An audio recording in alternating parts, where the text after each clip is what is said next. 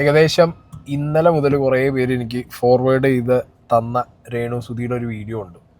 Renu Sudhi PR ബലത്തിലാണ് ഈ big boss ഹൗസിൽ നിൽക്കുന്നതെന്നൊക്കെ പറഞ്ഞിട്ട്. ഈ PR കുറിച്ച് ഏറ്റവും കൂടുതൽ സംസാരിച്ചിട്ടുള്ള ഒരു വ്യക്തിയാണ് ഞാൻ. അത് ബിഗ് ബോസ് PR ആണെങ്കിലും സിനിമ PR ആണെങ്കിലും പൊളിറ്റിക്കൽ PR ആണെന്നുണ്ടെങ്കിലും എന്താണ് PR എന്നുള്ളത് ഞാൻ ഒരുപാട് പ്രാവശ്യം നിങ്ങളോട് പറഞ്ഞിട്ടുണ്ട്. ഇനിയുള്ള നമ്മൾ ജീവിക്കുന്ന ലോകത്ത് ഈ PR ഭയങ്കരമായിട്ടുള്ളൊരു സ്ഥാനമുണ്ട്. ഓക്കെ, PR കാരണം ഒരാളുടെ ഇമേജ് ഭയങ്കരമായിട്ട് മാറ്റാം, PR കാരണം ഒരാളുടെ ഇമേജ് ഇല്ലാതാക്കാം, എന്ത് വേണമെങ്കിലും ആവൂടെ. മനസ്സിലായി? PR റൺസ്, അത്രയേ ഉള്ളൂ ഈ ലോകം. ബിഗ് ബോസ് പോലത്തെ ഒരു ഷോയിൽ PR ഭയങ്കരമായിട്ടുള്ള എന്തുണ്ട്, ഒരു ഗ്രിപ്പ് ഉണ്ട്. ഓക്കെ, അത് ആ ഷോയിൽ അങ്ങനെയാണ്. ആ ഷോവിൻ്റെ ഒരു മെത്തേഡ് വെച്ചിട്ട് നിങ്ങൾ ബിഗ് ബോസ് നടക്കുന്ന ഏത് ലാംഗ്വേജും നിങ്ങൾ എടുത്ത് ചോദിക്കോ, PR വലിയൊരു പങ്കുണ്ട്. ആൻഡ് അവരും ഒരു സെൽഫ് PR ചെയ്യുന്നുമുണ്ട്. പിന്നെ ഇതൊന്നും അറിയാതെ പോയി PR ആവുന്ന, ആർമി ആവുന്ന ഒരുപാട് പേര് വേറെയുണ്ട്. ഈ രേണുവിൻ്റെ കേസിലേക്ക് തന്നെ നമുക്ക് വരാം. ഇപ്പോൾ കുറേ പേര് എനിക്ക് അയച്ചു തന്നത് രേണു വോട്ട് ചോദിച്ചുകൊണ്ടിട്ടുള്ള ഒരു വീഡിയോ ആണ് ഇൻസ്റ്റാഗ്രാമിൽ. നമസ്കാരം, ഞാൻ രേണു സുധിയാണ്. ഒന്നാമത്തെ വീക്കിൽ തന്നെ ഞാൻ എലിമിനേഷൻ റൗണ്ടിൽ വന്നു. അപ്പം എന്നെ സ്നേഹിക്കുന്ന, എൻ്റെ ഫാമിലിയെ സ്നേഹിക്കുന്ന, സുചേട്ടനെ സ്നേഹിക്കുന്ന ഓരോരുത്തരുടെയും വിലയേറിയ വോട്ടുണ്ടെങ്കിൽ മാത്രമേ എനിക്ക് ഈ ഗെയിമിൽ മുന്നോട്ട് പോകാൻ സാധിക്കത്തുള്ളൂ. നിങ്ങൾക്ക് നിങ്ങളുടെ ഇഷ്ടപ്രകാരമുള്ള പെർഫോമൻസ് ചെയ്യാൻ സാധിക്കത്തുള്ളൂ. സോ എല്ലാവരും, സ്നേഹിക്കുന്ന എല്ലാവരുടെയും വോട്ട് പ്രതീക്ഷിക്കുന്നു. Thank you. ഇങ്ങനൊരു വീഡിയോ രേണു സുധി പോകുന്നതിന് മുമ്പ് കുറേ വീഡിയോ ചിലപ്പോൾ എടുത്തു വെച്ചിരിക്കാം. അതായത് പല പാറ്റേണിൽ. ഒന്നാമത്തെ ആഴ്ചയിൽ ഞാൻ വോട്ടിങ്ങിലുണ്ട്, നിങ്ങൾ എനിക്ക് വോട്ട് തരണം, ഞാൻ എലിമിനേഷനിലുണ്ട്. ചിലപ്പോൾ രണ്ടാമത്തെ ആഴ്ച എൻ്റെ എടുത്ത് വെച്ചിരിക്കാം. ചിലപ്പോൾ രണ്ടാമത്തെ ആഴ്ച ഇനി എലിമിനേഷനിൽ വന്നില്ലെങ്കിൽ ചിലപ്പോൾ അവരത് പോസ്റ്റ് ചെയ്യില്ല. ചിലപ്പോൾ ഇങ്ങനൊരു വീഡിയോ വരാം, ഈ ആഴ്ച ഞാൻ എലിമിനേഷനിൽ ഇല്ല, എല്ലാവർക്കും കഴിഞ്ഞ ആഴ്ച എന്നെ സേഫാക്കി, എല്ലാവർക്കും നന്ദി എന്നൊക്കെ പറയാം. ഇവിടെ ഈ PR പല ഫേസുകളാണ്. അഗ്രസീവ് PR നടക്കും. ബിഗ് ബോസ് എന്ന് പറഞ്ഞ ഷോ ഇവോൾവ് ചെയ്യുമ്പോൾ PRസും ഇവോൾവ് ചെയ്യും. ഓരോ സമയങ്ങളിൽ നമ്മൾ ഓരോ ഗിമിക്കുകൾ നമ്മൾ കാണേണ്ടി വരും. പഴയ, അതായത് സീസൺ 1 അതേ PR ട്രിക്കുകൾ തന്നെ ആയിരിക്കുമോ ഈ പറഞ്ഞ സീസൺ 7 വന്ന് നിൽക്കുമ്പോൾ? ഇല്ല. ഇനി 10 ആകുമ്പോൾ ഇതിന് വേറെ ഫേസുകൾ നമ്മൾ കാണും. ഇതുവരെ ഇങ്ങനത്തെ ഒരു വീഡിയോ ആരും ഇട്ടില്ലല്ലോ നമ്മൾ ചോദ്യമൊക്കെ പറഞ്ഞു ചോദിച്ചിട്ട്, ഇതേപോലെ ഇട്ടില്ലെങ്കിലും അറ്റ്ലീസ്റ്റ് നമ്മൾ ബിഗ് ബോസ് കയറിയ സമയത്ത് നമുക്ക് വേണ്ടി സംസാരിക്കാൻ പുറത്ത് ആളുകളുണ്ടായിരുന്നു, അവരിടും. ഇല്ലെങ്കിൽ നമ്മൾ പ്രീ പ്ലാൻഡ് ആയിട്ട് എടുത്തു വെച്ച വീഡിയോകൾ പലരും വ്ളോഗായിട്ടും അതും ഇതൊക്കെ ആയിട്ട് പോസ്റ്റ് ചെയ്തിട്ടുണ്ട്. അങ്ങനെ നമ്മൾ കണ്ടിട്ടുണ്ട്. സോ ഇതൊരു പുതിയ കാര്യമായിട്ടൊന്നും ഞാൻ കാണുന്നില്ല. ഓക്കെ, ഇന്നോവേറ്റീവ് ആയിട്ടുള്ളൊരു PR തന്ത്രം. ഫൈൻ. ഇനി രേണുവിന് PR ഉണ്ടോയെന്ന് ചോദിച്ചു കഴിഞ്ഞാൽ, ഞാൻ അത്യാവശ്യം നിങ്ങൾക്ക് അറിയാമല്ലോ ഈ സ്കീമിൽ കുറേ കാര്യങ്ങളൊക്കെ അറിയുന്ന ഒരാളാണ്. എൻ്റെ ഒരിതിൽ രേണുവിന് പൈസ കൊടുത്ത് ഫണ്ട് ചെയ്തിട്ടുള്ള PR ഉണ്ടാവാനുള്ള ചാൻസ് ഞാൻ കാണുന്നില്ല. മേ ബി വിന്നറൊക്കെ ആയി പുറത്തിറങ്ങിയാൽ, അല്ലെങ്കിൽ ഒരു സെർട്ടൈൻ എമൗണ്ട് ഇതിൽ നിന്ന് കിട്ടി പുറത്തിറങ്ങുമ്പോൾ അതിൻ്റെ ഒരു ഷെയറൊക്കെ കിട്ടുന്ന രീതിയിലുള്ള സെറ്റപ്പുകളൊക്കെ വേണമെങ്കിൽ ചെയ്ത് വെക്കാം. അത്രയേ ഉള്ളൂ. ഓക്കെ, ഇനി ഈ സീസണിൽ എത്ര പേർക്ക് PR ഉണ്ടെന്ന് ചോദിച്ചു കഴിഞ്ഞാൽ കുറച്ച് പേർക്കുണ്ട്, കുറച്ച് പേർക്ക് ഇല്ല. ഫൈൻ. ഉള്ള ആളുകളാണെങ്കിലും അങ്ങനെ ഹെവി ഫണ്ട് വെച്ചിട്ടുള്ള PR ഒന്നും ചെയ്തതായിട്ട് എനിക്ക് എൻ്റെ അറിവില്ല. 1 2 ലൈക്ക് 3 പേര് നിങ്ങൾ കൂട്ടിക്കും. അറിയണോണ്ടാണ് പറയുന്നത്. 3 പേര് നിങ്ങൾ കൂട്ടിക്കും. ഒരു ബിലോ ആവറേജ് എമൗണ്ട്. ഈ ബിലോ ആവറേജ് അല്ലെങ്കിൽ എബോ ആവറേജ് ഞാൻ കൂട്ടാൻ കാരണം ബാക്കി സീസണുകളെ കമ്പയർ ചെയ്തിട്ടാണ്. ഫൈൻ. ബാക്കി സീസണിൽ ഇപ്പോൾ ഒരു 3rd 4th 5th 6th അത്ര കൂട്ടിയാൽ മതി. 1st 2nd നിങ്ങൾ അവിടെ വെച്ചോ. അതിനെക്കുറിച്ച് എനിക്ക് അത്ര ഒരു ക്ലാരിറ്റി ഇല്ല. പക്ഷേ from the 3rd season, 3rd 4th 5th 6th സീസണിൽ എങ്ങനെയാണ് PR വർക്ക് ചെയ്തത്, especially 5th 6th 4th 5th 6th നമുക്കൊരു ക്ലിയർ പിക്ചർ ഉണ്ട്. അതിൽ തന്നെ 5th 6th നല്ല പിക്ചർ ഉണ്ട്. അപ്പോൾ അതൊക്കെ വെച്ച് കമ്പയർ ചെയ്യുമ്പോൾ ഇപ്രാവശ്യം സാലറിയെ കുറവാണ്. ബിഗ് ബോസ് കണ്ടസ്റ്റൻസിന് കൊടുക്കുന്നത് ഞങ്ങൾക്ക് കിട്ടിയത് ദിവസത്തിനാണെങ്കിൽ ഇവരോട് പറഞ്ഞിട്ടുള്ളത് ആഴ്ചയ്ക്കാണ്. ഓക്കെ, അപ്പോൾ ആ സാലറി കിട്ടിയിട്ട് PR ചിലർ അങ്ങനെ ചെയ്തിട്ടുണ്ട്. നമുക്ക് കിട്ടുന്ന ഡെയിലി പേയ്മെൻ്റ് ഒക്കെ എടുത്ത് അതിൽ നിന്ന് നമ്മൾ ഉണ്ടാക്കുന്ന എത്ര ദിവസം നമ്മളെ ആ PR സ്റ്റാൻഡിൽ അവിടെ നിർത്തിയോ അതിൻ്റെ ഒരു 50-50 വെച്ചൊരു PR അടിച്ചവരുണ്ട്. വിന്നറായാൽ അതിൻ്റെ ഒരു ഷെയർ, അല്ലെങ്കിൽ അത് മൊത്തത്തിൽ എനിക്ക് അതിൻ്റെ പൈസ വേണ്ട, ഫെയിം മതി, ഞാൻ പുറത്തിറങ്ങിയതിന് ശേഷം പിന്നെ ഇനാഗ്രേഷനും അല്ലെങ്കിൽ എനിക്ക് കിട്ടുന്ന ബാക്കി വർക്കുകളിൽ നിന്നൊക്കെ ഞാൻ പൈസ ഉണ്ടാക്കിക്കൊണ്ട് എന്ന് പറഞ്ഞ് സ്കീം പിടിക്കുന്നവരുണ്ട്. അങ്ങനെ PR പല രീതിയിലാണ്. ഓക്കെ, അല്ലെങ്കിൽ ഒരാഴ്ച വോട്ട് കിട്ടാൻ വേണ്ടിയിട്ട് ഇത്ര രൂപ. അതായത് സീസൺ 1 2 മുതൽ ഞങ്ങൾക്ക് ആർമി ഉണ്ട്. അത് ഓരോ സീസണിലും ഓരോരുത്തരുടെ ആർമി പേര് മാറ്റി കൊണ്ടു നടക്കുന്ന ടീമുകളുണ്ട്. അവർ വോട്ടുകൾ ഇതേപോലെ മറച്ചു കൊടുക്കാമെന്ന് പറഞ്ഞിട്ട് കാശ് വാങ്ങുന്ന സ്കീമുകളുണ്ട്.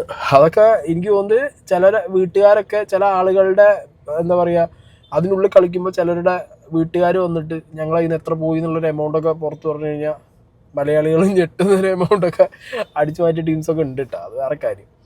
അപ്പം അങ്ങനെ PR ഒരു ഫണ്ടിങ്ങും PR പരിപാടിയൊക്കെ ഇങ്ങനെയാണ് ബിഗ് ബോസ് റിലേറ്റഡ് ആയിട്ട് ചുറ്റിപ്പറ്റി പോകുന്നത്.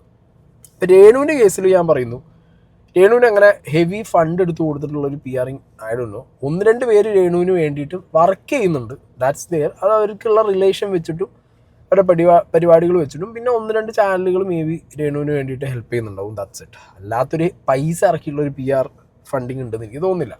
ഈ ലാലേട്ടൻ്റെ ഒരു പ്രേമമുണ്ട്. പാടത്ത് പണി വരമ്പത്ത് കൂലി, അതാണ് ഇത്തവണത്തെ ഒരു ലൈൻ. കൂലി എന്ന് പറഞ്ഞാൽ നിങ്ങളുടെ ഓരോ വിലപ്പെട്ട വോട്ടും അത് ബുദ്ധിപൂർവ്വം വിനിയോഗിക്കുക. അല്ലാതെ ആർമികളുടെയും PR ടീമുകളുടെയും വാക്കുകൾ കേട്ട് ചെയ് വിളിക്കരുത്. ഈ ആർമികളും ഈ PRകളുമാണ് ഈ ഷോനെന്ത് ഒരു ഡയമെൻഷൻ കൊടുക്കുന്നത്. ഓക്കെ, ഇനിയാണ് ഞാൻ പറയുന്നത്. ചിലവർ PR team what is A PR team. ഇപ്പോൾ ഒരിക്കലും ഒരാൾക്കും ഇന്ന കണ്ടസ്റ്റൻ്റ് കയറുന്നതിന് മുമ്പ് ഒരു 100 ആളെ വിളിച്ചു കൂട്ടാം, അല്ലെങ്കിൽ 200 ആളെ വിളിച്ചു കൂട്ടിയിട്ട് പൈസ കൊടുത്ത് ഇരുത്താന്ന് പറഞ്ഞു കഴിഞ്ഞാൽ ഇത് മറ്റേ ബംഗാളി പണിക്കാരെ പൈസ കൊടുത്ത് വിളിച്ച് ഇരുത്തുന്ന പോലെയല്ല. സർവർ വെച്ചിട്ട് വേണമെങ്കിൽ ഫേക്ക് അക്കൗണ്ട്സുകൾ ക്രിയേറ്റ് ചെയ്തിട്ട് വേണമെങ്കിൽ ഒരാൾക്ക് കുറേ കോമൻറ്റുകൾ ഇടാം ഒരു വീഡിയോനടിയിൽ. അത് നെഗറ്റീവ് കോമൻറ്റുകൾ ഇട്ടിട്ട് പോകും. ഒരേ പാറ്റേൺ ആയിരിക്കും. അവരുടെ ക്രിയേറ്റ് ചെയ്ത സമയം നിങ്ങൾ നോക്കിയാൽ മതിയായിരിക്കും പ്രൊഫൈലുകൾ. അങ്ങനത്തെ ബോട്ട് പരിപാടികൾ ചെയ്യാം. ഇല്ലെങ്കിൽ ഒരു സെർട്ടൈൻ എമൗണ്ട് ഓഫ് ആളുകളെ വെച്ച് ഹിറ്റ് ഗ്രൂപ്പ് പോലെ ടെലിഗ്രാമിലും വാട്സാപ്പിലും ഒക്കെ ഉണ്ടാക്കിയിട്ട് അത് വെച്ചിട്ട് വേണമെങ്കിൽ ഒരാളുടെ ഇമേജ് ടാർണിഷ് ചെയ്യാൻ ഒരു ടീം മറ്റേ ടീമിനെ അടിക്കുക. ഇങ്ങനത്തെ പരിപാടികൾ കാണിക്കാം. പക്ഷെ ഞാനിപ്പോഴും പറയുന്നു, ഒരു ഷോ തുടങ്ങി ഒരു 40-50 ദിവസം കഴിഞ്ഞാലാണ് ഈ ആർമി അല്ലെങ്കിൽ ഇങ്ങനത്തെ സെറ്റപ്പിലേക്ക് ആളുകൾ പോയി വീഴുകയാണ്. അതായത് ഷോനോടുള്ളൊരു അഡിക്ഷൻ കാരണം ആളുകൾ സെൽഫായിട്ടാണ് ആരുടെങ്കിലൊക്കെ PR ആയിട്ട് മാറുകയാണ്, അല്ലെങ്കിൽ ആർമിയുടെ ഭാഗമായിട്ട് മാറുകയാണ്. അത് ആ ഷോനോടുള്ളൊരു അഡിക്ഷൻ, ആ ഷോയിൽ ചിലപ്പോൾ ഒരു വ്യക്തി കളിക്കുന്നത് കണ്ട് അയാളെ ഇഷ്ടപ്പെട്ടിട്ട് അങ്ങനെ പോയി ചേരുന്നതായിരിക്കും. മനസ്സിലായോ? അത് ആ ഷോ കഴിഞ്ഞതോടുകൂടി ആ ലൂപ്പിൽ നിന്ന് വരാനും പറ്റണം. ഓക്കെ, അപ്പോൾ അത് അങ്ങനത്തെ ഒരു സ്കീമിലാണ്. ആൻഡ് ഈ ഒരു സീസണിലാണെന്നുണ്ടെങ്കിലും ഞാൻ പറയുന്നു, ബിഗ് ബോസ് ഷോയ്ക്ക് ഇവർ ഈ പറയുന്ന പോലെ PR ഗെയിമിലും ആർമി കളികളും അതൊന്നും മാറ്റി നിർത്താനോ അല്ലെങ്കിൽ ഒഴിച്ചു മാറ്റാനൊന്നും പറ്റുന്ന പരിപാടികളൊന്നുമല്ല. ഈ ഷോ എത്ര കാലം ഉണ്ടോ ആ ഷോനെ ചുറ്റിപ്പറ്റിയിട്ട് ഈ പരിപാടികളൊക്കെ ഉണ്ടാവും. ഓക്കെ, ഒരു പരിധി വരെ ചാനലാണെങ്കിലും ഇതേ കാര്യം ചെയ്യുന്നില്ലേ? അവർക്ക് സോഷ്യൽ മീഡിയയിൽ ഒരു മൈലേജ് കിട്ടാനും ഒരു ബൂസ്റ്റ് കിട്ടാനും അവരിറക്കുന്ന പ്രമോ അവരിറക്കുന്ന കാര്യങ്ങൾക്കൊക്കെ അവരെന്ത് ചെയ്യുന്നുണ്ട്? അവർക്കൊരു സെൽഫ് PR ഉണ്ട്, അവരത് ചെയ്യുന്നുണ്ട്. ബാക്കി PRകളും ആർമികളും അതിക്ക് കോൺട്രിബ്യൂട്ട് ചെയ്യുന്നതും ആ ഷോയ്ക്കല്ലേ നല്ലത്? ഷോയ്ക്കാണ് നല്ലത്.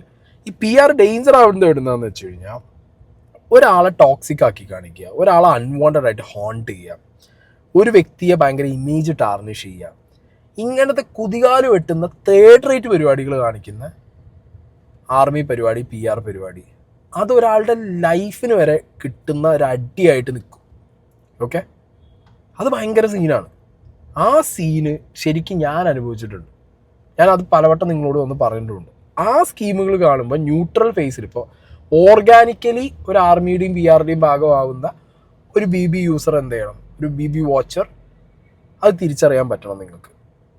ഓക്കെ, അൺഓർഗാനിക്കായിട്ട് ക്രിയേറ്റ് ചെയ്തെടുക്കുന്ന ഇങ്ങനത്തെ സാധനങ്ങൾ വരുമ്പോൾ അത് കണ്ട് തിരിച്ചറിഞ്ഞ് അതിൽ പോയി പെടാതെ നിങ്ങളെ തോട്ട് പ്രോസസ്സിൽ മാത്രം കാര്യങ്ങൾ ഡിസ്റ്റിങ്വിഷ് ചെയ്ത് നിങ്ങൾക്ക് അതിന് പറ്റിയ വെൽ ആൻഡ് ഗുഡ്. ഓക്കെ, ഇപ്പോൾ ഒന്നും വേണ്ട. അപ്പോൾ ഞാൻ പറയാം, ഇപ്പോൾ ഏഷ്യാനെറ്റിൻ്റെ പേജിലെടുത്ത് നോക്കിക്കഴിഞ്ഞ് കഴിഞ്ഞാൽ മറ്റേ രേണുവിൻ്റെ ഒരു ഫോട്ടോ അവിടെ പിൻ ചെയ്ത് വെച്ചിട്ടുണ്ട്. അത് രേണുവിൻ്റെ ഫോട്ടോ അല്ല. ഓക്കെ, അത് to vote for your favourite കോntestant. അതിൽ ഫസ്റ്റ് ഫ്രെയിമിൽ രേണുവാണ് ഇരിക്കുന്നത്. അതിങ്ങനെ തുറന്ന് സ്വൈപ്പ് ചെയ്ത് കഴിഞ്ഞാൽ അതിൽ എല്ലാ കോണ്ടസ്റ്റൻസും ഉണ്ട്. പക്ഷേ പ്രത്യക്ഷത്തിൽ കാണുന്ന ഒരാളെന്താ ഫസ്റ്റ് വിചാരിക്കുക? ഏഷ്യാനെറ്റിൻ്റെ പിൻ ചെയ്ത് വെച്ചിരിക്കുന്നത് രേണുവിനെയാണല്ലോ, വോട്ട് ഫോർ രേണു. ഇനി കാണുന്ന ഒരാൾ എന്താ വിചാരിക്കുക? ആ വോട്ട് ഫോർ രേണു, ഏഷ്യാനെറ്റ് വരെ പറഞ്ഞിട്ട് പോയി വോട്ട് ചെയ്യുക. അപ്പോൾ ഏഷ്യാനെറ്റിനെ നിങ്ങൾ രേണുവിൻ്റെ PR ആണെന്ന് പറയാൻ പറ്റുമോ? ഓക്കെ, ഇനി അങ്ങനെ അവർ രേണുവിൻ്റെ ഫോട്ടോ വെച്ചിട്ടുണ്ടെങ്കിൽ അതിനൊരു കാരണം ഉണ്ടാവുമല്ലോ. കാരണം എന്താ? ഈ സീസണിൽ ഏറ്റവും കൂടുതൽ ഹൈപ്പുള്ള സോഷ്യൽ മീഡിയ ട്രാക്ഷനുള്ള രേണു സുധി എന്ന് പറഞ്ഞ പേരിട്ടാൽ തന്നെ കണ്ടമാനം വ്യൂവർഷിപ്പ്, അത് നെഗറ്റീവ് ഓർ പോസിറ്റീവ്, ഏറ്റവും കൂടുതൽ വ്യൂവർഷിപ്പ് കിട്ടുന്നത് രേണുവിനാണ്. രേണുവിൻ്റെ കണ്ടന്റ് കൂടുതൽ പുഷ് ചെയ്യും, അത് ചാനലാണെങ്കിലും ചെയ്യും. കാരണം അവിടെ എൻഡ് ഓഫ് ദ ഡേ അവർ കൊടുക്കുന്ന പൈസയ്ക്ക് പണിയെടുക്കുന്ന ആളുകളിൽ ഏറ്റവും കൂടുതൽ വിൽക്കാൻ പറ്റുന്ന ഓഡബിൾ ആയിട്ടുള്ള കണ്ടന്റ് ആണ്. അതവർ ഓടിക്കും, അതവർ വിൽക്കും. മനസ്സിലായില്ലേ? അതാണ് സംഗതി. അത് തന്നെയാണ് കഴിഞ്ഞ കൊല്ലം ജാസ്മിൻ ഗബ്രി കേസിലൊക്കെ പറ്റിയത്. ഇക്കൊല്ലാതെ വേറൊരാളായിരിക്കും, വേറൊരു കോണ്ടസ്റ്റന്റ്, അത് മേ ബി രേണു ആയിരിക്കാം. അതൊക്കെ ആ ഷോവിൻ്റെ ഒരു തരം ഫോർമാറ്റ് ആൻഡ് ഫോർമുലയാണ്, മനസ്സിലായോ? ഇനി ഈ രേണു അതിനകത്ത് പോയിട്ട് മകനെ വിളിച്ച് കരയുന്നൊരു സീന് ഞാനിന്ന് കണ്ടു. ഓക്കെ, കാണാത്തതിന് ജസ്റ്റ് ചെറിയൊരു ഭാഗം ഞാൻ പ്ലേ ചെയ്യാം.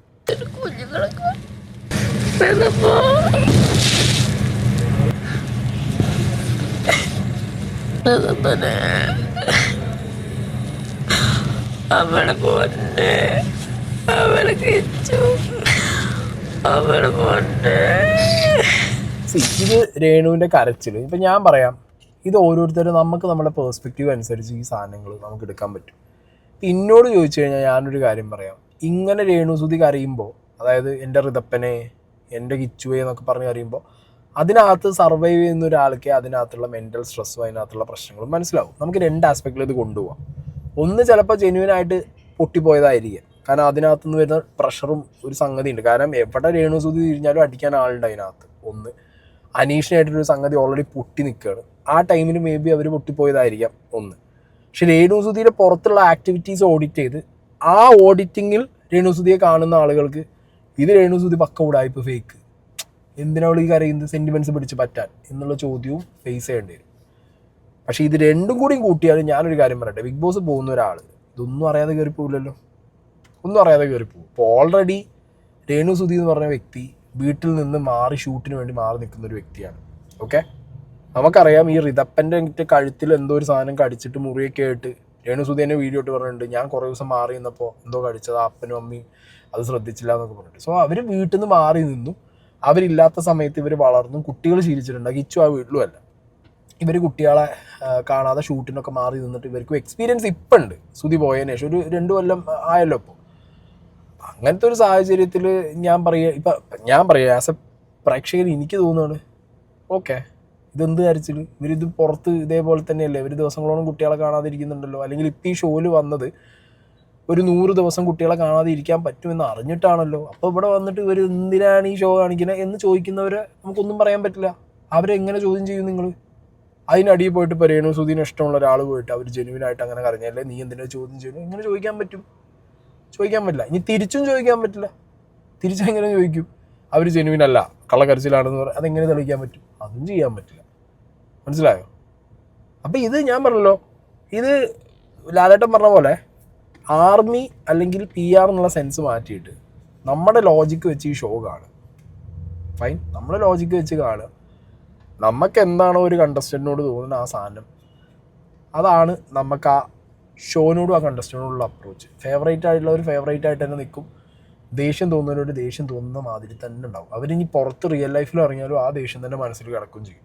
ഞാനത് അനുഭവിക്കുന്നുണ്ട്. ബിഗ് ബോസ് കഴിഞ്ഞതിന് ശേഷം പലർക്കും എന്നോട് ഇഷ്ടപ്പെട്ടവരും എനിക്ക് സ്നേഹം കൂടിയവരേ കൂടുതലുള്ളൂ, ദേഷ്യം വന്നവരും ഉണ്ട്.